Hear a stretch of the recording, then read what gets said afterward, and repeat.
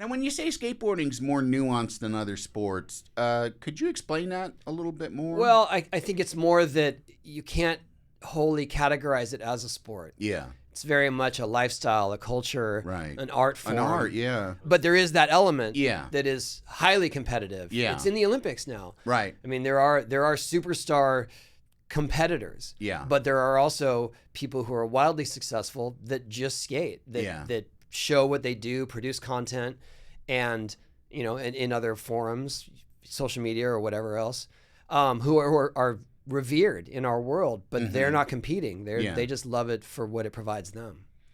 What do you think the percentage in you is between, you know, show person and competitor? And has it changed over the years? Yeah, I'd say I don't know. That's a good question. I think more that when I started skating, the only way you could make any sort of success or have any success was to compete. Yeah. There were no other alternative ways to be known or to be recognized or to have support. Which would be like YouTube channels Exactly. and things like that. Yeah. Or magazine coverage. But the magazines were only covering you if you were doing well in competition. Okay. They only wanted to show your photo if you got top 3 and then maybe interview you afterwards. But it was just more like that was the path to having any sort of success or name for yourself. So I was born in competition. So I did it for 20, almost 30 years. Yeah. And then through those times, I was doing a lot of other things like exhibitions and tours, and we would go on the road. And then I started to embrace that a lot more. And then when I finally made my formal exit from competition, I leaned into exhibition skating and doing demonstrations. And so I guess that's where my focus is more now. But honestly, in recent years, it's just been more personal. It's just been more like I want to keep progressing as much as I can at my age. Yeah. And I will document that along the way. Yeah. But I'm not gunning to get out on the road anymore. What effect has age had on you? I know there was like a pretty serious injury. I broke my femur a year ago. And then you kind of got back too fast, right? I got back too fast, and my bone never connected back to itself. So I was... And that's a big one, too. Yeah, that's a big bone to not have connect. I literally didn't have a leg to stand on.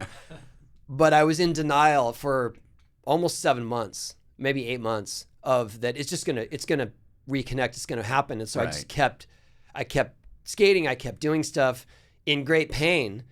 And then at some point got x-rays and realized that it had moved further away from itself. Jesus. Over the course of... Like actually further from each other laterally? Yeah, or just laterally. Oh, wow. Yeah. It was on top of each other, then it moved sideways, and then it just kept moving sideways. Wow.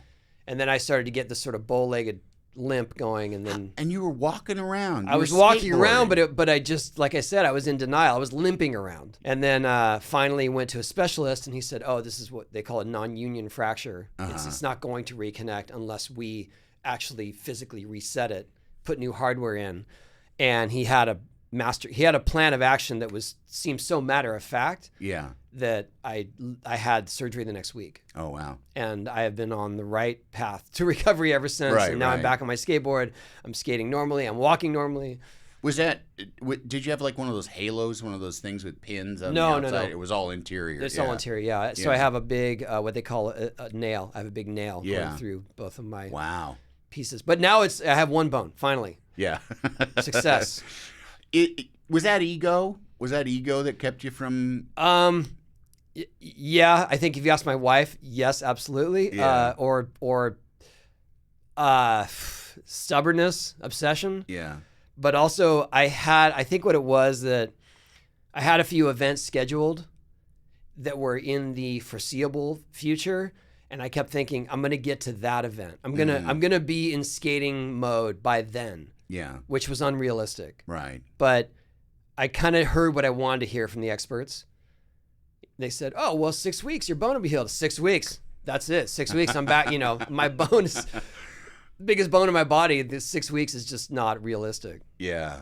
Yeah. And it wasn't. Was it partly that you didn't want to let the people down, or these bookings that you had made? Was that part of it, or was it more just... That was part of it, but also I thought I had something to prove, that I could just get back at, that I'm going to defy my age. I'm going to defy expectations, and I'm going to do it. And it was my mistake. I accept it, and I'm just so thankful to live in this age of modern medicine that I had a second chance. Right.